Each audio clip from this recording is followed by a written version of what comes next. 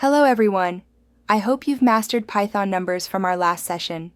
Today, we're exploring how to specify or convert data types using a process called casting. Casting allows you to specify a type onto a variable. Since Python is object-oriented, it uses classes to define data types, including primitive ones.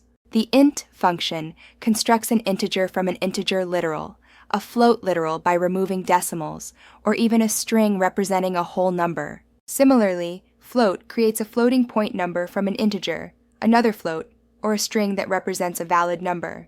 And str constructs a string from a wide variety of types, including integers and floats. It's great for combining numbers with text. Now it's your turn. Open PyCharm. Convert the string 10 to a float, and convert the float 9.9 to a string. Print both results. 10 seconds. Go.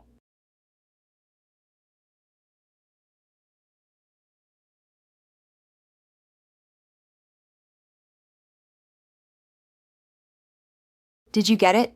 Using float 10 gives you 10.0, and str 9.9 turns the number into text. Excellent practice. That's it for casting. Please subscribe to our channel and leave your feedback. Join me in the next episode titled Python Strings. See you then.